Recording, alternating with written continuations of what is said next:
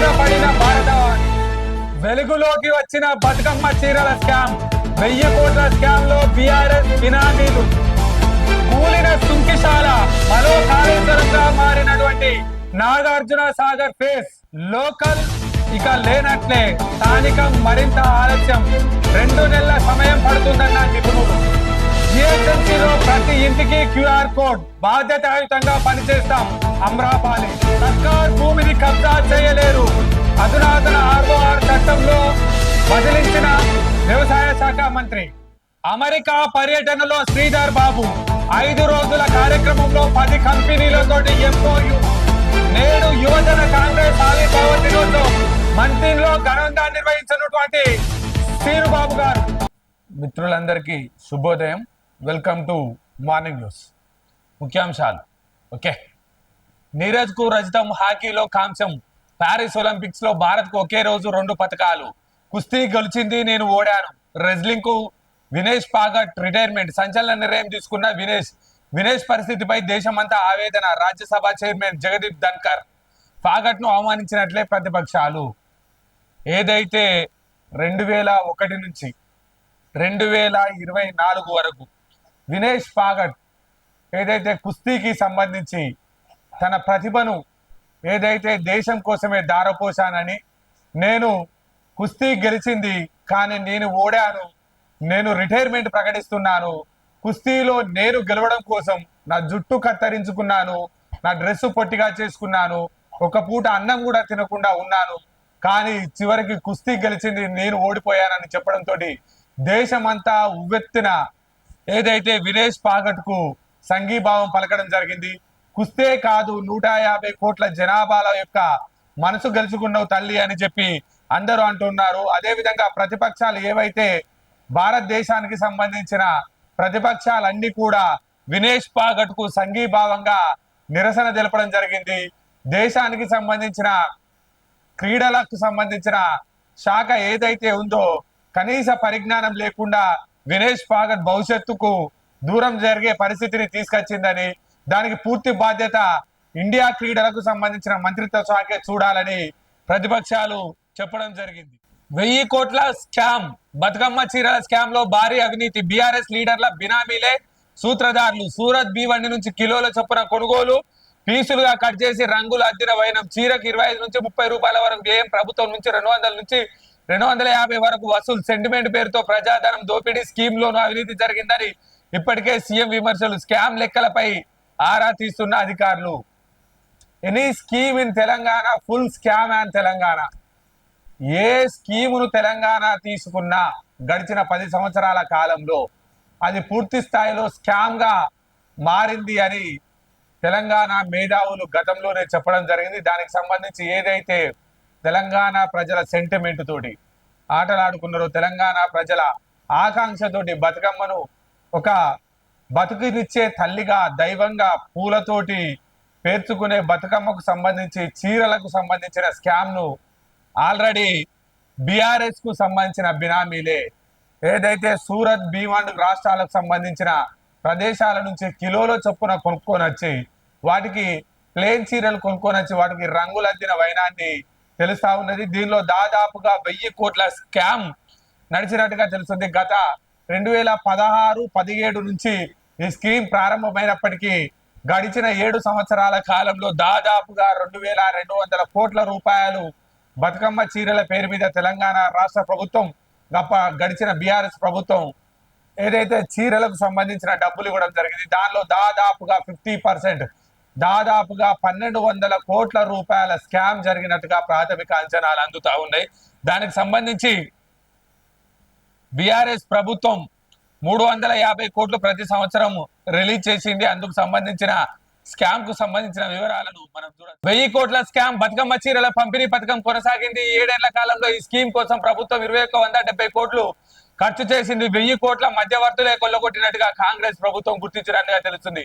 చీరల తయారీకి ఖర్చు ఎంత అయింది, ఎక్కడ తయారు చేశారు, నిజంగా చేనేత కార్మికులకు ఉపాధి కోసమే ఇచ్చిర్రా లేకపోతే ఇంకెవరైనా తయారు చేశారా, ఈ దందాలో ఎంత మొత్తంలో చేతులు మారిందనే అంశాలపై కాంగ్రెస్ బ్రీఫ్ గా ప్రజాప్రభుత్వం బ్రీఫ్ గా ఆధారాలు సేకరిస్తున్నట్టుగా తెలుస్తుంది. చేనేత కార్మికులకు ఉపాధి ఇచ్చినట్టుండి తద్వారా తెలంగాణ ప్రజల ఆడబిడ్డలకు కానుకగా ఇచ్చినట్టు ఉండాలి. ఈ పథకం యొక్క ముఖ్య ఉద్దేశం ఏంటంటే చేనేత కార్మికులకు ఆర్థిక వనరులు సమకూర్చే విధంగా, అదే విధంగా రాష్ట్ర ప్రభుత్వానికి సంబంధించి అక్కా చెల్లెళ్లకు నజరానా ఇచ్చిన విధంగా ఉండాలన్న ఆలోచనతో చేసినట్టు ఈ పథకానికి సంబంధించి గులాబీ లీడర్లే ఏదైతే పెద్ద ఎత్తున ప్రయోజనం పొందినట్టుగా సూరత్ భీవండి నుంచి బల్కుగా అతి తక్కువ ధరకు వస్త్రాన్ని కొనుగోలు చేసి వాటిని పీసులుగా కట్ చేసి రంగులు అద్దే వారికి సమాచారం. ఒక్కో చీరకు 25 నుంచి 30 వరకు ఖర్చు అయితే ప్రభుత్వం నుంచి 200 నుంచి 250 వరకు తీసుకున్నట్టుగా ఆ దళారులు 100 నుంచి 150 కోట్ల వరకు దోచుకున్నట్టుగా వినిపిస్తా ఉన్నాయి. ఏదైతే సూరత్ భీవండిలో కేజీల చొప్పున తీసుకొచ్చినటువంటి వాటిని ఇక్కడికి వచ్చి పీసులుగా కట్ చేసి గులాబీ పార్టీకి సంబంధించిన బీఆర్ఎస్ పార్టీకి సంబంధించిన దళారీ వ్యవస్థ కాదేది అనర్హం, ఏదైతే కల్తీకి అనర్హం కాదు అన్నారో ఆ విధంగా BRS party any scheme is and scam అన్న విధంగా బీఆర్ఎస్ పార్టీ లీడర్లే మధ్యవర్తిలోగా ఉండి దాదాపుగా 150 కోట్ల రూపాయలను కొల్లగొట్టినట్టుగా తెలుస్తుంది. పథకంపై మొదటి నుంచి విమర్శలే, పెద్ద ఎత్తున విమర్శలు వచ్చేటి. మహిళలు వాటిని కట్టుకునేవారు కాదు, నాణ్యత లేని చీరలు ఇచ్చారు, మీ ఇంట్లోని మహిళలు ఇవే చీరలు కట్టుకుంటారా అంటూ అప్పటి ప్రభుత్వాన్ని ప్రశ్నించిన సందర్భాలు ఉన్నాయి. కొందరైతే రోడ్డు మీదకి వచ్చి కాల్చివేసిన ఘటనలు కూడా చూసాం. నాణ్యత లేని చీరలు ఇవ్వడం వల్ల ఏనాడు మహిళలు సంతృప్తి చెందలేదు. అదేవిధంగా చేనేత కార్మికులకు సైతం న్యాయం జరగలేదు. పేరుకు చేనేత కార్మికులను ఆదుకోనికే సంవత్సరానికి 400 కోట్ల రూపాయలను చేనేత కార్మికుల కోసం బతుకమ్మ చీరల కోసం ఇస్తున్నామని చెప్పిన ప్రభుత్వ లెక్కలు కాకి లెక్కలుగా, నీటి మూటలుగా, గాలి మాటలుగా మారిపోయాయని చెప్పడం జరుగుతుంది. అందుకు సంబంధించి చీరల పథకానికి బ్రేక్, కొత్త స్కీమ్ ప్రవేశపెట్టే యోచనలో కాంగ్రెస్. చేనేత కార్మికులను ఆదుకునేందుకు ప్రవేశపెట్టినటువంటి ఈ పథకానికి బ్రేక్ వేయాలని నిర్ణయించినట్టుగా తెలుస్తుంది. కార్మికులను ఆర్థికంగా ఆదుకునేందుకు కాంగ్రెస్ ప్రభుత్వం కొత్త పథకాలు చేపట్టాలని, నూలు రంగుల కొనుగోలులో సబ్సిడీ ఇచ్చేందుకు యోచిస్తున్నట్టుగా తెలుస్తా ఉన్నది. ఏదైతే ఈ పథకం ద్వారా చేనేత కార్మికుడు ఎక్కడ లబ్ధి పొందలేదని, లబ్ధి పొందని పథకానికి చేనేత కార్మికుడి పేరు చెప్పి డబ్బుల వసూలు చేయకూడదని, దానికి సంబంధించి చేనేత కార్మికుడికి నూలు కొనుక్కోవడానికి లేదా రంగులు వేయడానికి, రంగులకు సంబంధించిన వాటికి పూర్తి స్థాయిలో సబ్సిడీ స్కీమ్స్ ఇచ్చి చేనేత రంగాన్ని ఆదుకోవాలని స్కీమ్ను బ్రేక్ చేసి త్వరలో ఒక మంచి స్కీమ్ను ఆలోచన చేయాలని తెలంగాణ ప్రజా ప్రభుత్వం పూర్తి స్థాయిలో దీనిపై ఫోకస్ పెట్టినట్టుగా దిశ పేపర్ వేస్తా ఉన్నది. చర్చలు, కాన్ఫరెన్సులలో అమెరికాలో CM Sridhar Babu team busy. కాలిఫోర్నియాకు చేరుకున్న కుటుంబ సభ్యులు. అమెరికా టూర్ లో సీఎం రేవంత్ టీం గురువారం సాయంత్రం కాలిఫోర్నియాకు చేరుకునేది. నేడు ఉదయం గూగుల్ హెడ్ క్వార్టర్ మౌంటైన్ వ్యూను సందర్శించి ఆ కంపెనీ సీనియర్స్ ప్రతినిధులతో సీఎం రేవంత్ చర్చించనున్నారు. స్టాన్ఫోర్డ్ యూనివర్సిటీలోని బయో డిజైన్ సెంటర్ ను పరిశీలించిన చైనా బులిటన్ స్కూల్ డీన్ అరుణ్ మంజుదార్తో ప్రొఫెసర్ రాజ్ దత్ తో చర్చలు జరపనున్నారు. హైదరాబాద్ లో డేటా హబ్ ఏర్పాటుపై అమెజాన్ కంపెనీలో గ్లోబల్ డేటా సెంటర్ విభాగం వైస్ ప్రెసిడెంట్ తోను సీఎం మరియు మంత్రుల బృందం మీట్ కానున్నారు. 5 రోజుల అమెరికా పర్యటన, 10 కంపెనీ ప్రతినిధులతో భేటీ, చర్చలు సఫలం. ఎంయూలకు హైదరాబాద్ రాక. ఏ దేశం ఎగినా ఎందు కాలిడినా పొగడరా నీ తల్లి తెలంగాణను అన్న విధంగా తెలంగాణకు సంబంధించిన ప్రజా ప్రభుత్వం ఏ ప్రాంతానికి వెళ్ళినా, ఏ దేశానికి వెళ్ళినా తెలంగాణ రాష్ట్ర అభివృద్ధి కాంక్షే ప్రధాన లక్ష్యంగా పనిచేస్తూ దాదాపుగా గడిచిన 5 రోజుల కాలంలో 10 కంపెనీలతోటి మాట్లాడి, అతిపెద్ద కంపెనీలతోటి మాట్లాడి, అమెరికా కంపెనీలకు సంబంధించి ఏదైతే చైనా వైపు పరుగులు పెడుతున్న అమెరికా పారిశ్రామికవేత్తలను వారి దృష్టి మళ్లించి హైదరాబాద్ను మేటి నగరంగా తీర్చిదిద్దాలన్న లక్ష్యంతో పనిచేసే విధంగా వారిని ఒప్పించే కార్యక్రమంలో దాదాపుగా సఫలీకృతమైనట్టుగా మనకు అమెరికా నుంచి అందుతున్న TV9 ఇచ్చిన సమాచారం మేరకు అందుతున్నట్టుగా మనకు తెలుస్తా ఉన్నది. దానికి సంబంధించే దాదాపుగా 5 రోజుల్లో 10 కంపెనీలతో చర్చలు చేశారు, కాన్ఫరెన్సులు చేశారు. కాలిఫోర్నియాకు చేరుకున్నటువంటి బృందం ఇప్పుడు గూగుల్, అమెజాన్ ప్రతినిధులతో కూడా భేటీ కావడం జరిగింది. మరికొన్ని సంస్థలతో delegation meeting. Stanford university bio design centre vision కు రాత్రికి సౌత్ కొరియా చేరనున్నటువంటి ముఖ్యమంత్రి మరియు పరిశ్రమల శాఖ మంత్రివర్యులు నేడు సమావేశాలు. సీఎం రేవంత్ రెడ్డి శుక్రవారం గూగుల్ హెడ్ క్వార్టర్ మౌంటైన్ వ్యూను సందర్శించి సీనియర్ ప్రతినిధులతో చర్చించిన స్టాన్ఫోర్డ్ యూనివర్సిటీలోని బయో డిజైన్ సెంటర్ ను సందర్శించిన తర్వాత దానికి సంబంధించిన జెడ్సెల్ఆర్ కంపెనీ వ్యవస్థాపకులు CEO కూడా జై చౌదరితో సమావేశమై హైదరాబాద్ లో పెట్టుబడులు, కొత్త యూనిట్ స్థానం కోసం ఆహ్వానించినారు. దీనికి సంబంధించి చార్లెస్ క్లాబ్ ప్రతినిధులతో సీఎం రేవంత్ రెడ్డి మరియు మంత్రి శ్రీధర్ బాబు గారి బృందము, అదేవిధంగా ఏదైతే రాష్ట్ర ప్రభుత్వం షెడ్యూల్ ప్రకారం శనివారం నాడు కాలిఫోర్నియాలోని ఇండియన్ హౌస్ ను సందర్శించింది. అక్కడే బ్రేక్ఫాస్ట్ లో పాల్గొని గోల్డెన్ గేట్ ను బ్రిడ్జ్ ని సందర్శిస్తారు. మధ్యాహ్నం తర్వాత శాన్ ఫ్రాన్సిస్కో నుంచి సౌత్ కొరియాకు ఆగస్టు 15న బయలుదేరనున్నారు. యూయూ pharma, Hyundai, Korea textile industry federation, LS holding, water circulation safety bureau, LG electronics, Samsung, GS consult, Korean national sports universities electrician, Han river project, Korea beauty industry trade association తదితర కంపెనీలతోటి సమావేశాలు నిర్వహించి ఈ నెల 13న Singapore మీదుగా ఏదైతే CM Revanth Reddy అదేవిధంగా మంత్రి శ్రీధర్ బాబు గారు తెలంగాణ రాష్ట్రానికి చేరుకోనున్నారు. మనం ముందే చెప్పుకున్నాం కదా, శ్రీధర్ బాబు గారు, సీఎం రేవంత్ రెడ్డి గారు తెలంగాణ రాష్ట్రానికి సంబంధించిన అభివృద్ధి పనులకు సంబంధించి ప్రపంచ పటంలో మేటి డెవలపింగ్ సెంటర్ గా ఉమ్మడి ఆంధ్రప్రదేశ్ కు సంబంధించిన హైదరాబాద్ కు సంబంధించి ఒకప్పుడు ఉమ్మడి ఆంధ్రప్రదేశ్ లో హైదరాబాద్ వివక్షకు గురైతే నేడు తెలంగాణ రాష్ట్రానికి సంబంధించి హైదరాబాద్ రంగాన్ని చైనా దేశంలో ఉన్నటువంటి అత్యున్నత నగరాలతో పోటీ పడే విధంగా తీర్చిదిద్దే లక్ష్యంతో హైదరాబాద్ లో మౌలిక వసతులు, పరిశ్రమల కల్పన, ఉద్యోగ ఉపాధి అవకాశాలు, నిరుద్యోగ నిర్మూలన, అదేవిధంగా ఐటీ హబ్ గా, అదేవిధంగా ఏదైతే మెడికల్ రీసెర్చ్ సెంటర్ గా, మెడికల్ హబ్ గా తీర్చిదిద్దే లక్ష్యాలతోటి బ్యూటీ అండ్ టెక్నీషియన్ గ్రోత్ గా తీర్చిదిద్దేందుకు స్కిల్ ఇండియా యూనివర్సిటీని దేశ విదేశాల నుంచి ఆకర్షించే విధంగా తీర్చిదిద్దే లక్ష్యంతో చేసినటువంటి టూర్ దాదాపుగా 16,000 కోట్ల రూపాయల పెట్టుబడులే లక్ష్యంగా పనిచేస్తున్నటువంటి తెలంగాణ టీంకు దాదాపుగా ఫలితం లభించినట్టుగా మనకు అందుతున్న సమాచారం. కొత్త రేషన్ కార్డులు, హెల్త్ కార్డుల జారీకి క్యాబ్ కమిటీ నిర్ణయం ఏర్పాటు చేసిన రాష్ట్ర ప్రభుత్వం చైర్మన్ గా మంత్రి ఉత్తమ్, సభ్యులుగా దామోదర పొంగులేటి.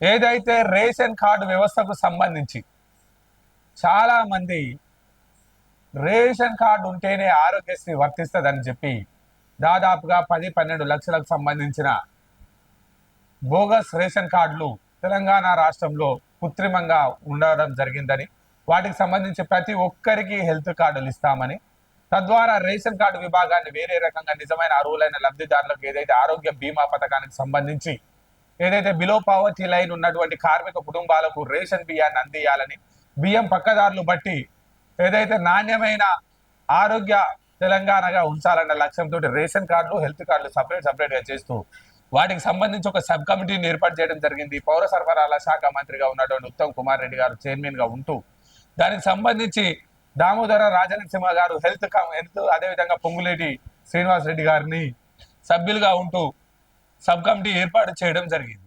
గడిచిన 10 సంవత్సరాల విధ్వంస కాలంలో ఏ ప్రాజెక్టు చూసుకున్నా ధనదాహంతో కూలిపోయే యత్నం, ఏ రిటైనింగ్ వాల్ చూసుకున్నా వరదలతో కొట్టుకుపోయిన పరిస్థితి, ఎక్కడికక్కడ లక్షల కోట్లు పంది కొక్కుల్లా దోచుకొని తెలంగాణ ప్రజలను పీడించిన వ్యవస్థకు సంబంధించి కూలిన సుంకిశాల రిటైనింగ్ వాల్, నీట మునిగిన పంప్ హౌస్, వరద ఒత్తిడికి గురై కుప్పగోలిన గోడ, కూలీలు లేకపోవడంతో తప్పిన ప్రాణ నష్టం నల్గొండ జిల్లాలో ఆలస్యంగా వెలుగులోకి, హైదరాబాద్ లో మళ్లీ ఏర్పడిన నీటి సమస్య, బీఆర్ఎస్ దే సుంకిశాల పాపం విచారణ జరిపి దోషులను తేలుస్తాం, కాంగ్రెస్ పై తప్పులు నెట్టే ప్రయత్నం డిప్యూటీ సీఎం బట్టి విక్రమార్క. నాగార్జున సాగర్ వద్ద నిర్మిస్తున్న సుంకిశాల పంప్ హౌస్ నీట మునిగింది. సొరంగంలోకి నీరు రాకుండా నిర్మించిన రిటైనింగ్ వాల్ భారీ వరదకు ఒత్తిడికి గురై కూలిపోయింది. జరిగిన ఘటన సమయంలో 100 మంది కూలీలు షిఫ్ట్ మారేందుకు వెళ్లడంతో ప్రాణ నష్టం జరగలేదు. ఈ ఇన్సిడెంట్ జరిగి వారం రోజులు దాటిన అధికారులు బయటికి వెల్లడించడం లేదు. నిర్మాణ సంస్థ అవగాహన లోపం వల్ల ఈ ప్రమాదం జరిగి ఉంటుందని ఆరోపణలు వినిపిస్తా ఉన్నాయి. సుంకిశాల దేనికోసం ఈ సుంకిశాల అంటారంటే నాగార్జున సాగర్ కు సంబంధించి, నల్గొండ జిల్లాకు సంబంధించి ఏదైతే పెద్దాపూర్ మండలంలో నిర్మిస్తున్నటువంటి సుంకిశాల ప్రాజెక్ట్, దీని ప్రధాన ఉద్దేశం Sunkishala dead storage, Nagarjuna Sagar dead storage నుంచి సొరంగ మార్గం ద్వారా 510 అడుగుల డెడ్ స్టోరేజ్ నుంచి సొరంగ మార్గం ద్వారా హైదరాబాద్ వాసులకు నీటిని ఏదైతే హైదరాబాద్ కు పైప్ లైన్ వేసి హైదరాబాద్ వాసులకు తాగునీటి కష్టాలు తీర్చడం కోసం ఏర్పాటు చేసినటువంటి ప్రాజెక్ట్ సుంకిశాల. దీనికి సంబంధించి సుంకిశాల ప్రాజెక్ట్ సంబంధించి పనులు పూర్తి స్థాయిలో నడవాలంటే వాటర్ డెడ్ స్టోరేజ్ ఉన్నా లేకున్నా వాటర్ ఏదైతే సొరంగ మార్గంలోకి రావద్దు అని చెప్పి దానికి ఒక రిటైనింగ్ వాల్ కట్టడం జరిగింది. రిటైనింగ్ వాల్ కట్టి గడిచిన 2 సంవత్సరాల కాలం నుంచి దానికి సంబంధించిన సొరంగ మార్గ పనులు నడుస్తా ఉన్నాయి. అయితే ఏదైతే రిటైనింగ్ వాల్ కట్టిరో కాదేది కూలుడుకు అనర్హం, కాదేది any scheme as an scam in Telangana last 10 years. ఏ ప్రభుత్వ పథకం చూసినా, ఏ ప్రాజెక్టును కదిలించినా కూలిపోవడం, కాలిపోవడం, కొట్టుకపోవడం, కుంగిపోవడం. ఏ ప్రాజెక్ట్ అన్న చూడు, మేడిగడ్డ, అన్నారం, ఏది లాస్ట్కు కడెంతో సహా ఏ ప్రాజెక్టు రిపేర్లు చేసినప్పటికీ బీఆర్ఎస్ పార్టీకి సంబంధించిన 10 సంవత్సరాల పాలనలో ఏ ప్రభుత్వ పథకాన్ని తీసుకున్నా స్కామ్ చేస్తూ సుంకిశాలకు సంబంధించి సాగర్కు బరదవారి రావడంతో ఒత్తిడికి గురై ఒక్కసారిగా కూలిపోయింది. దీనికి సంబంధించిన వీడియోలు ప్రస్తుతం సోషల్ మీడియాలో చక్కర్లు కొడుతున్నాయి. ఘటన సమయంలో కూలీలు షిఫ్ట్ మారడానికి వెళ్లడంతో ప్రమాదం తప్పింది. అయితే దాదాపు వారం రోజులు దాటినప్పటికీ బయటికి వెళ్లించడంతో అవగాహన లోపం జరిగిందంటారు. దీనివల్ల సొరంగ పనులకు బ్రేక్. ఎందుకంటే 510 అడుగుల నీటి మట్టం ఉంటేనే సొరంగ పనులు చేయడం సాధ్యమవుతుంది. అసలే ఎగువ నుంచి వస్తున్న నీరు వరదల వల్ల ఈసారి సాగర్ ప్రాజెక్ట్ పూర్తి స్థాయిలో నిండుతుంది. ఎండాకాలం వస్తే కానీ ప్రాజెక్ట్ లో నీటి మట్టం 510 అడుగులకు పడిపోదు. అలా అయితేనే పంప్ హౌస్ లో పనులు చేయడం సాధ్యపడుతుంది. అలా కాకుండా లేటెస్ట్ టెక్నాలజీ తోటి ఏదైనా పంపులతోటి నీటిని పూర్తి స్థాయిలో తోడించడం కూడా, నీటిని పూర్తి స్థాయిలో సొరంగం నుంచి బయటికి పంపించాలన్నా కూడా అది అత్యధిక ధన వ్యయంతో కూర్చున్న పని. మళ్ళీ నీరు వచ్చే అవకాశం ఉంటుంది. ఇదేది లేదనుకొని, లేదంటే మళ్ళీ ఏదన్నా కరకట్ట అడ్డంగా నిర్మించాలన్నా కానీ అది సాధ్యమయ్యే పరిస్థితి లేదు. ఈ దెబ్బతోటి హైదరాబాద్ వాసులకు నీరు అందించాలన్న కళ సమాప్తం. సుంకిశాల మరో మేడిగడ్డ, సుంకిశాల మరో కాళేశ్వరం, సుంకిశాల మరో 1,00,000 కోట్ల రూపాయల స్కామ్ లో భాగం. బీఆర్ఎస్ దే ఈ పాపం, సుంకిశాల పాపం. గోదావరినే కాదు కృష్ణానదిని కూడా వదలలేదు. విచారణ జరిపి దోషులను తెలుస్తాం. కాంగ్రెస్ పై తప్పులు నెట్టే ప్రయత్నం చేస్తా ఉన్నారు డిప్యూటీ సీఎం బట్టి విక్రమార్క. నల్గొండ జిల్లాలోని నాగార్జున సాగర్ బ్యాక్ వాటర్ లో నిర్మించిన సుంకిశాల ప్రాజెక్టు జూలై 11, 2021 బీఆర్ఎస్ ప్రారంభించగా 2023లో టన్నెల్ సైడ్ వాల్ పూర్తి చేశారని తెలిపారు.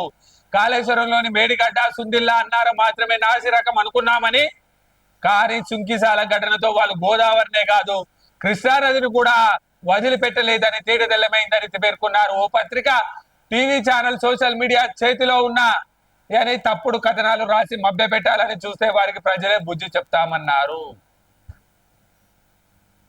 ప్రజలు ఆల్రెడీ బుద్ధి చెప్పారు. ప్రజలు ఎమ్మెల్యే ఎలక్షన్లల్లా నాయన మీ సేవలు చాలని ఆడ కూర్చున్న తర్వాత పెద్ద పెద్ద మాటలు మాట్లాడి, సిపాయి మాటలు మాట్లాడితే మళ్ళీ తీసుకుపోయి ఎంపీ ఎలక్షన్లలో పెద్ద గుండు సున్నా ఇచ్చారు.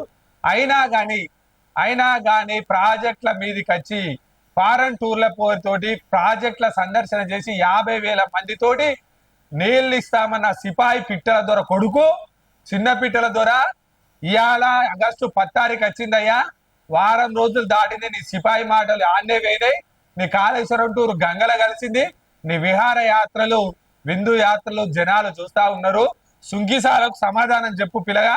సుంకిశాలకు సంబంధించిన పాపం బీఆర్ఎస్ దే 2021 నుంచి 2023 వరకు జరిగింది. దానికి సంబంధించిన కథ కమామిసు మళ్ళీ త్వరలో చెప్పడం జరుగుతా ఉంది. Local confusion. ఈసీ నుంచి అందని ఓటర్ల జాబితా ఇంకా మొదలు కాని ప్రజాభిప్రాయం. జిల్లాల మీటింగ్ కు షెడ్యూల్ పెండింగ్. రిజర్వేషన్ల ప్రక్రియ ఖరారు జాప్యం. గత నెలలో స్థానికపై సీఎం రివ్యూ. నెలాఖరుకు బీసీ కమిషన్ పదవీ కాలం కంప్లీట్. రిజర్వేషన్ల ఖరారుకు రూపొందించిన ప్రశ్నావళి. ఆఫీసర్ల సహకారం లేదని బీసీ కమిషన్ అసంతృప్తి. ఏదైతే లోకల్ కన్ఫ్యూజన్ అని దిశ పత్రిక మెయిన్ ఎడిషన్ వేసిందో వాస్తవంగా లోకల్ కన్ఫ్యూజన్ గా ఉంది. కార్యకర్తలు, సామాన్య ప్రజలు, గ్రామాల్లో పారిశుద్ధ్య నిర్వహణ ఇబ్బందికర పరిస్థితులను ప్రజాప్రభుత్వానికి చుట్టుముట్టే అవకాశాలు కనిపిస్తా ఉన్నాయి. ఏదైతే గడిచిన 10 సంవత్సరాల కాలంలో భుజాలపై కాంగ్రెస్ పార్టీని వేసుకొని జెండా మోసిన కాంగ్రెస్ కార్యకర్త ఎంపీ ఎలక్షన్ కు, ఎమ్మెల్యే ఎలక్షన్ కు బలంగా పనిచేసి రాష్ట్రంలో కాంగ్రెస్ పార్టీని తిరుగులేని శక్తిగా ఏర్పరిచారు. అందులో భాగంగానే రానున్న కాలంలో కాంగ్రెస్ పార్టీ వారికి సముచిత స్థానం ఇవ్వాలని సీఎం రేవంత్ రెడ్డి స్థానిక సంస్థలను పూర్తి స్థాయిలో మంత్రివర్గం పూర్తి స్థాయిలో చేయాలని చెప్పినప్పటికీ అధికారుల్లో ఉన్నటువంటి సుప్తావెస్త మొద్దు నిద్ర లోకల్ సంబంధించి కన్ఫ్యూజన్ గా ఉన్నట్టుంది. దానితో పాటు కేంద్ర ప్రభుత్వం ఏదైతే సెంట్రల్ కమిషన్ ఈసీ ఏదైతే ఇవ్వాల్సినటువంటి ఓటర్ల జాబితాను ఇప్పటి వరకు తెలంగాణ ప్రభుత్వానికి ఇవ్వలేదు. ఏదైతే సెంట్రల్ ఎలక్షన్ కమిషన్ ఈసీ ఓటర్ల జాబితాలు ఇస్తేనే దాని ప్రకారంగానే బీసీ గణన, దాని ప్రకారంగానే రిజర్వేషన్ ప్రక్రియ, దాని ప్రకారంగానే షెడ్యూల్ కు సంబంధించిన వివరణ నడుతుంది. దానికి సంబంధించి బీసీ గణనకు సంబంధించి రిజర్వేషన్ల ప్రశ్నావళి నడుస్తూ ఉంటది. కానీ దానికి సంబంధించిన విధి విధానాలు సీఎం మీటింగ్ పెట్టి 10 రోజులు అయినప్పటికీ కూడా ఎక్కడ వేసిన గొంగలి అక్కడే అన్న విధంగా నడుస్తూ ఉంది. దాదాపుగా జనవరి వరకు లోకల్ ఎలక్షన్ జరిగే పరిస్థితి కనిపిస్తలేదు అని చెప్పి దిశాపత్రిక వేయడం జరిగింది. దానికి సంబంధించి ఈ నెల 26న సీఎం స్పష్టం చేశారు. సుదీర్ఘంగా రివ్యూ నిర్వహించి ఎక్కడికక్కడ ఎలాంటి సమస్యలను ఆరా తీశారు. కానీ బూతుల వారీగా ఓటర్ల జాబితా రాకపోవడంతో గందరగోళం నెలకొన్నది. వారం రోజుల్లోనే జాబితా వస్తుందని అంచనా ఉన్న 2 వారాలు దాటినా రాకపోవడంతో రాష్ట్ర ప్రభుత్వ స్థాయిలో కసరత్తు ప్రారంభమే కాలేదు. రిజర్వేషన్ల ఖరారుకు రూపొందించిన ప్రశ్నావళి ఏదైతే ఫార్ములా ఫిక్స్ చేసిన రిజర్వేషన్ల శాతాన్ని సుప్రీంకోర్టు ఆదేశాల మేరకు ఈసారి కొత్తగా ఖరారు చేయవలసి ఉంటుంది. రాష్ట్ర బీసీ కమిషన్ గతంలో స్పష్టత ఇచ్చింది. కానీ దానికి సంబంధించి క్షేత్రస్థాయిలో బీసీ ఆర్థిక సామాజిక స్థితిగతులు, వెనుకబాటుతనం, జనాభాలో వచ్చిన మార్పులు తదితర అంశాలన్నింటినీ స్థానిక సంస్థల పరిధిలో అధ్యయనం చేసిన తర్వాత రిజర్వేషన్ స్థానాన్ని ఖరారు చేయాల్సి ఉంటుంది. ఇందుకోసం గతంలో 33 అంశాలతో ప్రశ్నావళి తయారు చేసినప్పటికీ బీసీ సంఘాలు, ప్రజా సంఘాలతో మాట్లాడిన తర్వాత ఈ ప్రశ్నావళి ఖరారు అవుతుంది. వీటినే సెంటర్ ఫర్ గుడ్ గవర్నెన్స్ లేదా administration of staff college of India, centre for social development సంస్థలు కూడా పంపింది. ఆఫీసర్ల సహకారం లేదు.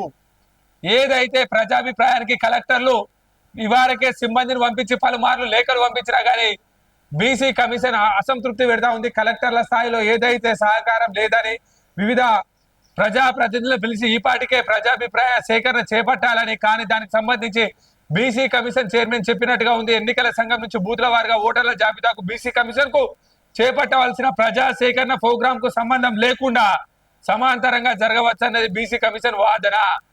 26న సీఎం రివ్యూ చేసిన వెంటనే ఫీల్డ్ స్టడీ ప్రారంభమైతే బాగుండేదని బీసీ కమిషన్ చెప్తా ఉంది. ఇంకో ఇబ్బందికర పరిస్థితి కూడా ఉంది. వచ్చే నెలతోటి ఆగస్టు 22 తోటి ఈ నెల ఆగస్టు 22 తోటి బీసీ కమిషన్ యొక్క పదవీ కాలం కూడా పూర్తవుతుంది. బీసీ కమిషన్ మళ్ళీ కొత్తగా పెట్టాలి. మళ్ళీ కొత్తగా పెట్టి కొత్తగా చేర్చి పదవి వాళ్ళకిచ్చి వాళ్ళ ద్వారా సిఫారసు చేసి సంఘాలకు పంపించి సెంటర్ ఫర్ గుడ్ గవర్నెన్స్ కు పంపించి సోషల్ ఫర్ డెవలప్మెంట్ లాంటి సంస్థలతో మాట్లాడి ఇదంతా తతంగం చేయాలంటే లోకల్ సమస్య తీరే సమస్య కాదు అని అర్థమైతా ఉన్నది. ఏదైతే సర్పంచ్ల కాలం జనవరి 31 తోటి ముగిసింది.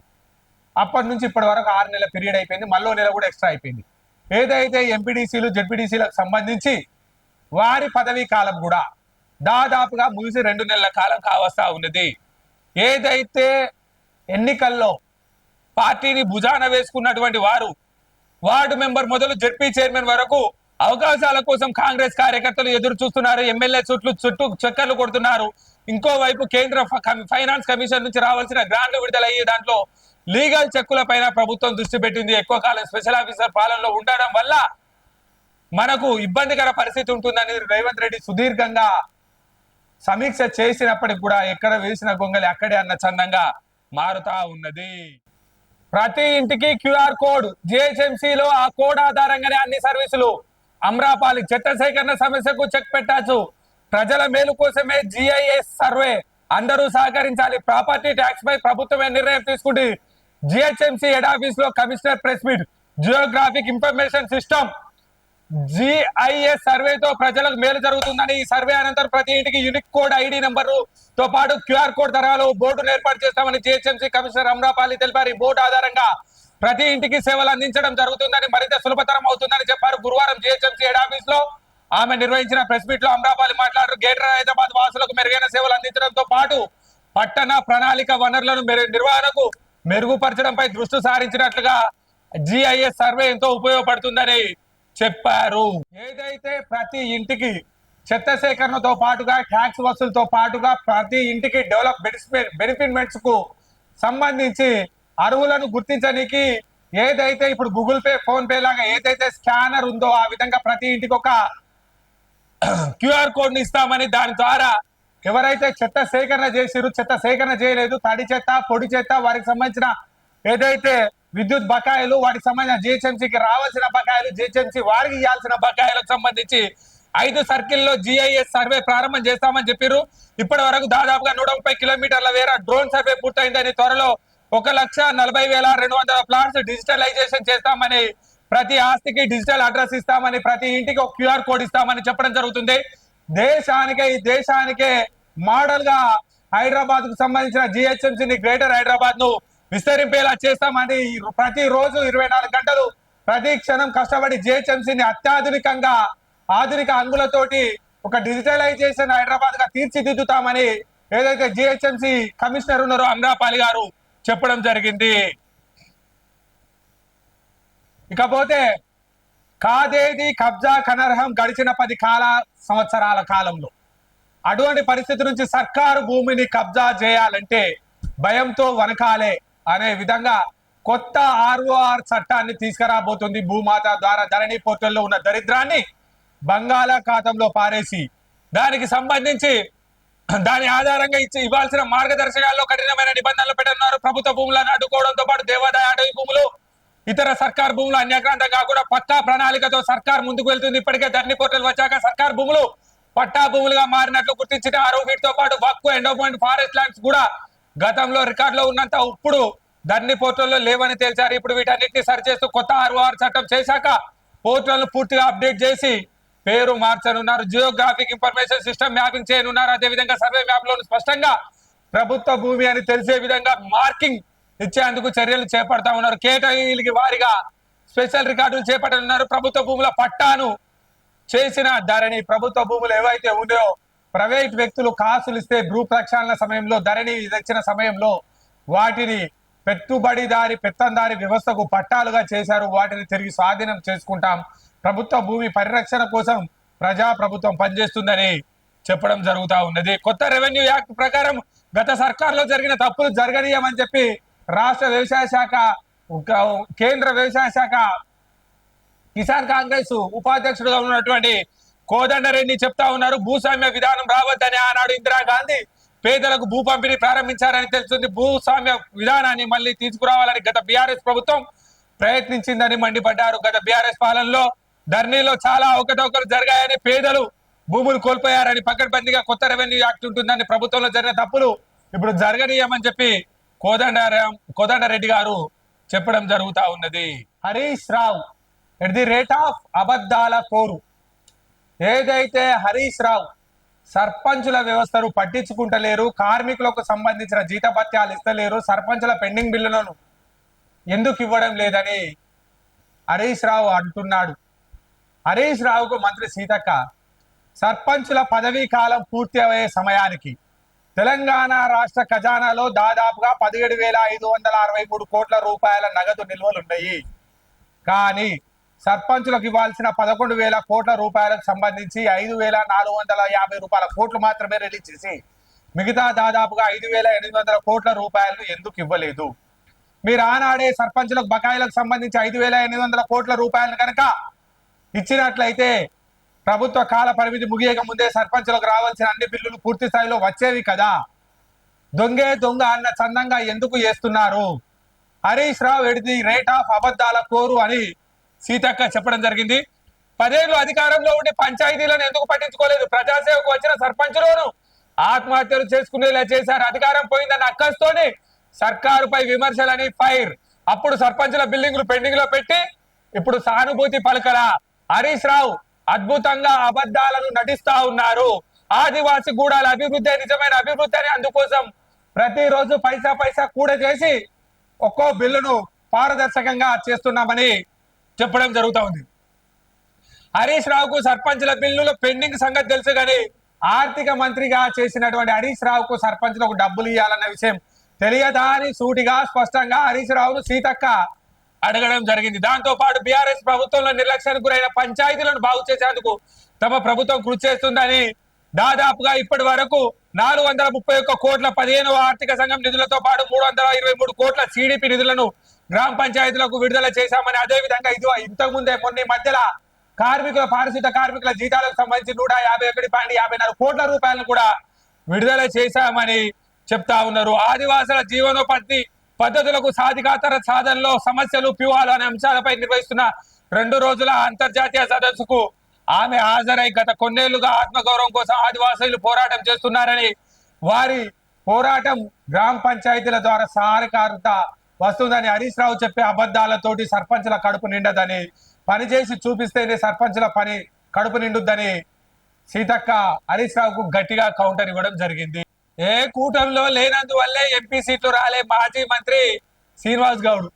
వాళ్ళ మైండ్ సెట్ లో ఏముందంటే ఎట్టి పరిస్థితిలో ఏదో కూటమిలో పోవాలి, కాంగ్రెస్ సర్కార్ టిఆర్ఎస్ ను రానిచ్చే ప్రసక్తి లేదు.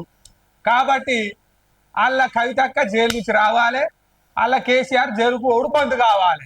ఈ 2 చేయాలంటే బీజేపీలోకి పోవాలని చెప్పి వాళ్ళ మనసులు ఉన్నదాన్ని మళ్ళా వ్యక్తం చేసిడు. దానికి సంబంధించే ఇటీవల జరిగిన లోక్సభ ఎన్నికల్లో అటో ఇటో ఎటైనా మంచిదే, బీఆర్ఎస్ కూడా ఉంటే 10 నుంచి 15 ఎంపీ సీట్లు వచ్చేవని బీఆర్ఎస్ నేత మాజీ మంత్రి శ్రీనివాస్ గౌడ్ అన్నారు. తాము ఈ 2 కూటమిలో లేకపోవడం వల్లే ఫలితాలు ఈ విధంగా వచ్చాయని గురువారం ఢిల్లీలో ఆయన మీడియాతో మాట్లాడారు.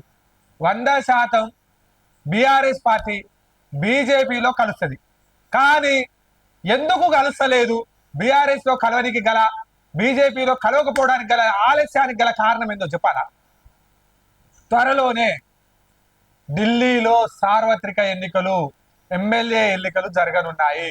ఢిల్లీ సార్వత్రిక ఎన్నికలకు సంబంధించి, శాసనసభ ఎన్నికలకు సంబంధించి ఢిల్లీలో బీజేపీ ప్రభుత్వం గద్దెనెక్కాలి అంటే, ఢిల్లీలో ఉన్నటువంటి ఆ ప్రభుత్వం గద్దె దిగాలి అంటే, ఆ ప్రభుత్వానికి సంబంధించిన కేజ్రీవాల్ లిక్కర్ స్కామ్ లో ముద్దాయిగా ఉన్నాడు. లిక్కర్ స్కామ్ దొంగ కేజ్రీవాల్ అని నిరూపించి ఢిల్లీ ప్రజలను ఒప్పించి ఢిల్లీలో ప్రభుత్వాన్ని ఏర్పాటు చేయాలనేది ఏదైతే బీజేపీ ప్రణాళిక ఈ విధంగా ఉన్నప్పుడు బీఆర్ఎస్ వెళ్ళి బీజేపీ తోటి కలిస్తే బీజేపీ వాళ్ళకు బీఆర్ఎస్ చేర్చుకోవాలన్నది, బీజేపీకి బీఆర్ఎస్ వాళ్ళని చేర్చుకోవాలి. కానీ ఈ టైంలో చేర్చుకుంటే దీని ప్రభావం లిక్కర్ స్కామ్ లో ప్రధాన దోషిగా ఉన్నటువంటి లిక్కర్ రాణి కవిత కేసీఆర్ కూతురు అలియాస్ తెలంగాణకు సంబంధించిన వ్యవస్థ బీఆర్ఎస్ పార్టీ బీజేపీలో జాయిన్ చేసుకుంటే లిక్కర్ స్కామ్ లో ప్రధాన నిందితురాలుగా ఉన్నటువంటి బీజేపీ కేసీఆర్ బిడ్డే మళ్ళీ బీజేపీలోకి రావడం వల్ల లిక్కర్ స్కామ్ ఉత్తదైపోద్ది అని, తద్వారా ఢిల్లీలో జరిగే ఎన్నికల్లో బీజేపీకి లబ్ధి జరగది అన్న కాన్సెప్ట్ తోటి బీజేపీ ప్రభుత్వం తాత్కాలికంగా బీఆర్ఎస్ ను ప్రక్కన పెడతా ఉన్నది. ఎప్పుడైతే ఢిల్లీలో శాసనసభ ఎన్నికలు ముగిసిన తరువాత బీఆర్ఎస్ పార్టీ బీజేపీలో మెర్జ్ అవుతుంది, రాసి పెట్టుకోండి, తప్పదు. దానికి సంబంధించిన గ్రౌండ్ వర్క్ పూర్తి స్థాయిలో అయిపోయింది. దానికి సంబంధించిన విధి విధానాలు, మాట మంత్రి కార్యక్రమం అయిపోయింది. కేటీఆర్ హరీష్ కేసీఆర్ కు ఏం ఇవ్వాలి ఏం చేయాలి అనే లెక్కలు పత్రాలు పంచుకునే కాడుంది. కానీ బీఆర్ఎస్ లో ఉన్నటువంటి ఎమ్మెల్యేలారా మీరు ఆలోచన చేయండి. తెలంగాణ పుట్టుకను అవమానించినటువంటి బీజేపీ పార్టీలోకి బీఆర్ఎస్ విలీనం చేసే ప్రక్రియ నడుస్తా ఉన్నది. ఇకపోతే మీరు ఇన్ని రోజులు కొట్లాడినటువంటి వాళ్ళు బీజేపీలో ఎలా మిలాఖతయ్యారో దాన్ని ఆలోచన చేయండి. రాబోయే రోజులలో ఢిల్లీ శాసనసభ ఎన్నికల తరువాత బీఆర్ఎస్ పార్టీ బీజేపీలో కలుస్తుంది. దానికి సంబంధించిన హింట్ ఆల్రెడీ శ్రీనివాస్ గౌడ్ ఇస్తా ఉన్నారు. దానికి సంబంధించిన విధి విధానాలు నడుస్తా ఉన్నాయి. రాబోయే రోజుల్లో జరగబోయే ప్రక్రియ ఇదే. దేశంలో హిందూ ముస్లింలను విభజించే కుట్ర, రాజ్యాంగ హక్కులను తుంగలో తొక్కేలా వక్ఫ్ బోర్డు చట్టానికి సవరణ ఎంపీ గడ్డం వంశీకృష్ణ. ఈ బోర్డుకు చెందిన భూములను తమ కంట్రోల్లోకి తెచ్చుకునేందుకు బీజేపీ ప్రయత్నం. ఒక వర్గాన్ని కేంద్ర ప్రభుత్వం టార్గెట్ చేస్తుందని ఫైర్. బీజేపీ సర్కార్ కేంద్రంలోని హిందూ ముస్లింలను విభజించే కుట్ర చేస్తుందని, భిన్నత్వంలో ఏకత్వం కలిగిన ప్రజాస్వామ్య దేశంలోని సెక్యులరిజానికి వ్యతిరేకంగా బీజేపీ వక్ఫ్ బోర్డు చట్టానికి సవరణ చేయడం రాజ్యాంగానికి మాయని మచ్చ అని వంశీకృష్ణ అన్నారు. మన దేశం ఒక సెక్యులర్ కంట్రీ అని, ప్రతి మతానికి రాజ్యాంగంలోని ఆర్టికల్ 14, 15, 25, 26, 30 రక్షణ కల్పిస్తున్నాయని చెప్పారు. రాజ్యాంగం కల్పించిన హక్కులను తుంగలా తొక్కేలా తాజా సవరణ చేశారని దుయ్యబట్టారు. ముస్లిం మత గౌరవాన్ని కాల రాసేలా చట్ట సవరణ ఉందన్నారు. ముస్లింలకు అండగా ఉంటుందని 1957లో అప్పటి ప్రధాని జవహర్లాల్ నెహ్రూ తెచ్చిన చట్టాన్ని, వక్ఫ్ బోర్డు చట్టాన్ని బీజేపీ ప్రభుత్వం ఈ బోర్డును తమ చేతుల్లోకి తీసుకునేందుకు ప్రయత్నిస్తున్నారు. మతపరమైన విశ్వాసంలో మసీదులు, దర్గాలకు రక్షణగా వక్ఫ్ బోర్డు ఉందని తెలిపారు. నాన్ ముస్లింలను బోర్డులోకి తీసుకొచ్చి వారి ద్వారా ఆ వర్గాన్ని కంట్రోల్ చేయాలనే యోచనలో ప్రధాని ఉన్నారని ఆరోపించారు. కేంద్ర ప్రభుత్వం ఏదైతే బీజేపీ వ్యవస్థలో ఉన్నటువంటి కేంద్ర ప్రభుత్వం ఎక్కడికక్కడ కులాల మధ్య కుంపట్లు పెట్టి, మతాల మధ్య మారణహోమాన్ని సృష్టించి, సైనికుల మధ్య అభద్రతా భావాన్ని సృష్టించి, యుద్ధం పేరుతో, మతోన్మాదం పేరుతో, కులం పేరుతో, రక్కసి పేరుతో దేశాన్ని ముక్కలు ముక్కలుగా చేసి రాజకీయ క్రీడ ఆడుతుంది అని మేధావులు, ఎంతో మంది నైపుణ్యకారులు, ప్రతిభావంతులు నెత్తి నోరు కొట్టుకొని మొత్తుకున్నా కానీ ఈ క్రీడకు సంబంధించి ఏదైతే దేశాన్ని కుల రక్కసి, మత రక్కసిలోకి నెట్టే ప్రయత్నం చేస్తుంది, అందులో భాగంగానే ముస్లిం మైనార్టీకి సంబంధించిన వక్ఫ్ బోర్డుకు సంబంధించిన చట్టాన్ని తీసుకురాబోతుందని చెప్పి ఎంపీ పెద్దపల్లి ఎంపీకి సంబంధించిన గడ్డం వంశీకృష్ణ పార్లమెంట్ లావాదేవీలకు సంబంధించి చెప్పడం జరిగింది. దళిత బంధు కార్పొరేషన్ లో పైసలున్నా ఖర్చు చేయలే గత బీఆర్ఎస్ ప్రభుత్వ తీరును తప్పుపట్టిన కాగ్. హుజురాబాద్ తర్వాత నత్త నడకన స్కీమ్. ఏదైతే హుజురాబాద్ ఎన్నికల నేపథ్యంలో కేసీఆర్ దళితులపై వల్లమాలిన ప్రేమ చూపించిన విధంగా దళిత బంధు తీసుకొచ్చిండు. హుజురాబాద్ ఎన్నికల పరిణామ క్రమంలో హుజురాబాద్ దళిత బిడ్డలకు ఆ స్కీమ్ ను ఇంప్లిమెంటేషన్ చేసిన తర్వాత రాష్ట్రమంతా దళితులని లక్షాధికారులను చేస్తాం, దళిత సోదరులను హక్కున చేర్చుకుంటామని చెప్పిన బీఆర్ఎస్ ప్రభుత్వం దళిత బంధుకు సంబంధించి నిధులు ఉన్నప్పటికీ, దళిత బంధు ట్రెజరీకి సంబంధించి పూర్తి స్థాయిలో నిధులు అందుబాటులో ఉన్నా కానీ దళిత అభివృద్ధికి, దళిత సంక్షేమానికి ఖర్చు చేయలేదు. దానికి సంబంధించి 38,511 అప్లికేషన్లు వస్తే 21,339 మందికే శాంక్షన్ ఇచ్చారు 2021-22లో. హుజురాబాద్ మినహా మిగతా పైలట్ మండలాల నిధుల వినియోగంలోనూ నిర్లక్ష్యం. ఎన్నికల ముందు 4,600 మందికి ఇచ్చింది 5 లక్షల లోపే. ఏదైతే దళిత బంధుకు సంబంధించి 38,511 అప్లికేషన్లు వస్తే 21 మందికి మాత్రమే 4 మండలాలకు సంబంధించింది. ఇది 4 మండలాలకు సంబంధించిన దాంట్లోనే 50% నిధులు కూడా ఇయ్యలేదు. ఏదైతే దళిత బంధు కోసం ఇతర స్కీమ్లకు నిలిపివేసి దాదాపుగా 3,498 కోట్ల సోషల్ వెల్ఫేర్ గ్రాంట్స్ ను దళిత ఎంపవర్మెంట్ స్కీమ్ కు బదలాయించారు. అయినప్పటికీ 1,338 కోట్ల రూపాయలు మాత్రమే ఇచ్చారు. మిగతా 1,275 కోట్ల రూపాయలు ఇవ్వలేదు. కేటాయించిన వాటిలో ఖర్చు చేసింది సగమే. 4,442 కోట్ల రూపాయలు రాష్ట్ర ప్రభుత్వం షెడ్యూల్ కులాల cooperative development special corporation limited కు ఇస్తే ఇందులో TSCCDCL కు 3,100 కోట్ల డిపాజిట్ చేసి ఖాతా నుంచి తన బ్యాంక్ ఖాతాకు ట్రాన్స్ఫర్ చేసింది. ఈ నిధుల్లో నుంచి హుజురాబాద్ కు 3,040 కోట్ల అడ్మినిస్ట్రేషన్ శాంక్షన్ ఇచ్చినప్పటికి కూడా 10 లక్షల రూపాయల చొప్పున మంజూరు చేసినాక కూడా 150 కోట్లను దళిత బంధు కార్పొరేషన్ కు రిటర్న్ చేసిర్రు. కానీ వాస్తవానికి 3,041 కోట్లలో హుజురాబాద్ లో ఖర్చు చేసింది 2,100 కోట్లు మాత్రమే. హుజురాబాద్ ఎలక్షన్ లో కూడా 50% మందికి మాత్రమే దళిత సోదరులకు ఇవ్వడం జరిగింది. దాదాపుగా ఆ ఎలక్షన్ లో కూడా నిర్దేశిత 1,200 కోట్ల రూపాయలు ట్రెజరీలో ఉన్నప్పటికీ దళిత సోదరులకు ఇవ్వలేదు. అకౌంట్లలో కొట్టి పెట్టిరు తప్ప వారికి డబ్బులు చేరలేదు. అంటే గత బీఆర్ఎస్ ప్రభుత్వం ఏదైతే ఆశ చూపించి ఓటు రాబట్టుకునే ప్రయత్నంగా దళిత బంధును చూపించింది తప్ప దళితుల మీద ప్రేమతోటి కాదు అని మనకు పూర్తి స్థాయిలో అర్థమవుతుంది. ఇక హుజురాబాద్ ఎలక్షన్ తర్వాత రాష్ట్రంలో ఏదైతే దళిత బంధు ఇస్తామని చెప్పిర్రో దళిత బంధు దళిత బంధుకు సంబంధించిన ఏ ఒక్కరికి కూడా డబ్బులు ఇవ్వలేదు. ఇప్పటికి కూడా దళిత సోదరులు కలెక్టరేట్ చుట్టూ తిరిగి మాకు మెసేజ్లు వచ్చిన ప్రకారంగా మా డబ్బులు ఫ్రీజ్ అయి ఉన్నాయని, అప్పుడు మెసేజ్లు వచ్చినాయి మాకు డబ్బులు ఇవ్వండి అని తిరుగుతా ఉన్నారు. బీఆర్ఎస్ చేసిన మోసం, దళితులకు 3 ఎకరాలు అన్నాడు, దళితులను మోసం చేసిర్రు. దళితుడే ముఖ్యమంత్రి అన్నాడు, దళితులను దగా చేసిర్రు. దళితులకు డబుల్ బెడ్రూమ్ ఇండ్లు అన్నాడు, దళితుల్ని మోసం చేసిండు. దళితులకు దళిత బంధు 10 లక్షల యూనిట్ అన్నాడు, దళితులను దగా చేసిండు. బీఆర్ఎస్ ప్రభుత్వం అట్లా వేసిందని ఏదైతే దేశంలో అత్యున్నత వ్యవస్థ అయినటువంటి కాగ్ ఇచ్చిన రిపోర్ట్ ప్రకారం మనకు తేట తెల్లమైంది. లోకల్ న్యూస్ కు స్వాగతం. ఈరోజు ఏదైతే భావి భారత సమాజ నిర్మాణానికి కాంగ్రెస్ పార్టీకి పునాదులుగా భావించినటువంటి యువజన కాంగ్రెస్ ఆవిర్భావ దినోత్సవం, ఇట్టి కార్యక్రమానికి మంతని నియోజకవర్గ కేంద్రంగా ఏదైతే మంతనిలోని ప్రజానాడి కార్యక్రమానికి అంకురార్పణ చేసి కమాన్పూర్ మండలానికి సంబంధించిన పేరపల్లి గ్రామం, అదేవిధంగా రామగిరి మండలానికి సంబంధించిన పన్నూరు గ్రామంలో విజయవంతమైన పర్యటన చేసి కార్యకర్తలు, రైతులు, మేధావులు, ప్రజలతోటి మమేకమైనటువంటి శ్రీనుబాబు గారు ఈరోజు యువజన కాంగ్రెస్ ఆధ్వర్యంలో మంతనికి సంబంధించిన ఏదైతే మండల కేంద్రంలో పొద్దుగాల 8:30 నుంచి 9 మధ్య కాలంలో యువజన కాంగ్రెస్ అధ్యక్షుడు ఏదైతే బర్లా శ్రీనివాస్ అధ్యక్షతన యువజన కాంగ్రెస్ జెండా కార్యక్రమం, అనంతరం కేక్ కటింగ్, అదే విధంగా గౌరవ శ్రీ శ్రీధర్ బాబు గారి బర్త్డే సందర్భంగా ఎవరైతే రక్తదానం చేసిరో వారికి సర్టిఫికేట్లు వారి చేతుల మించెల్లి ఇచ్చే కార్యక్రమం చేస్తున్నారు. అదే విధంగా ఈ రోజు మంత్రి ముత్తారం మండలాలకు సంబంధించిన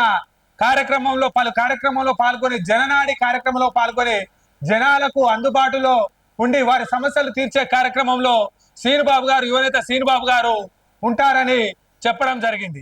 ఏదైతే రాష్ట్ర ఐటీ పరిశ్రమల శాఖ మంత్రివర్యులు శ్రీధర్ బాబు గారు అమెరికా పర్యటనలో ఉన్నారో గడిచిన 5 రోజుల కాలంలో 10 కంపెనీలతోటి చర్చలు చేసి ఏ దేశం ఎగినా ఎందుకు కాలిడినా పొగడరాని తల్లి భూమి తెలంగాణను అన్న విధంగా తెలంగాణ రాష్ట్ర అభ్యున్నతే ధ్యేయంగా పనిచేస్తూ నిన్న ఏదైతే అమెరికాలోని టెక్సాస్ లో జాతిపిత మహాత్మా గాంధీ గారికి నివాళులర్పించిన శ్రీధర్ బాబు గారు ఆ సందర్భంలో ఏదైతే అమెరికాలోని ప్రజాకు సంబంధించి కోమటిరెడ్డి వెంకటరెడ్డి గారు శ్రీధర్ బాబు గారి గురించి మాట్లాడుతున్న దృశ్యాలను మనం చూడొచ్చు.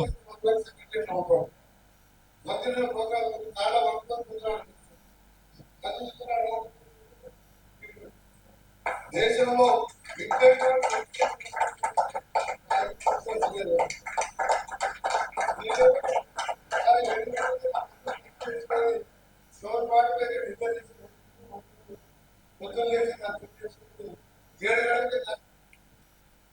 ఏదైతే ఈ దేశంలో 24 గంటల్లో 20 గంటలు పనిచేసే మంత్రి ఎవరన్నా ఉన్నారా?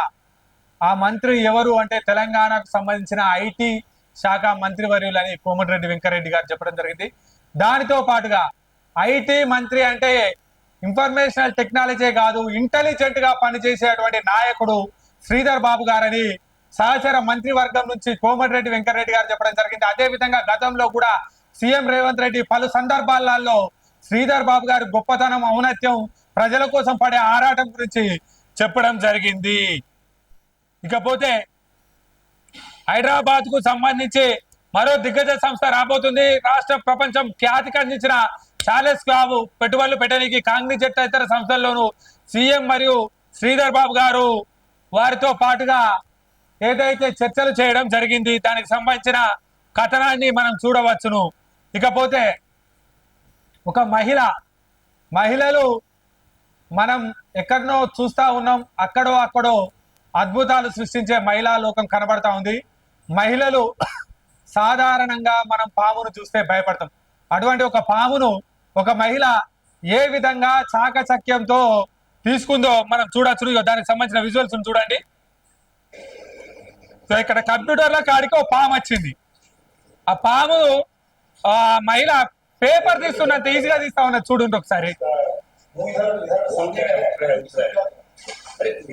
ఒక చేతితోటి పట్టింది. అగ్గో పాము. ఒక మహిళ పామును ఎంత జాగ్రత్తగా చూడరి, ఎంత ఈజీగా నాగు పామును ఎంత ఈజీగా ఆ మహిళ పడతా ఉందో చూడండి.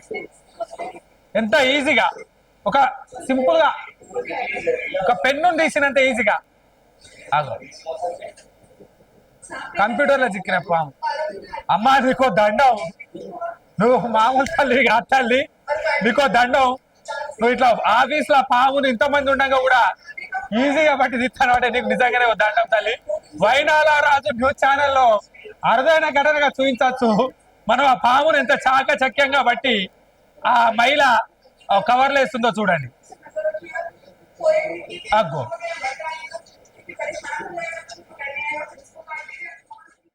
ఒక ఆఫీసులో ఏదైతే ఒక కంప్యూటర్ కు సంబంధించి ఒక ఇన్స్టిట్యూట్ లో 10-15 ఇన్స్టిట్యూట్లు ఉండగా, కంప్యూటర్లు ఉండగా అక్కడ 10 నుంచి 15 మంది అబ్బాయిలు పనిచేస్తా ఉండగా పాము రావడంతో అందరు బెంబేలెత్తి పారిపోవడం జరిగింది.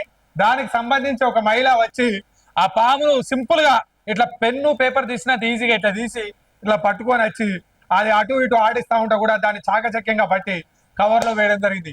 తల్లి నీకో దండం.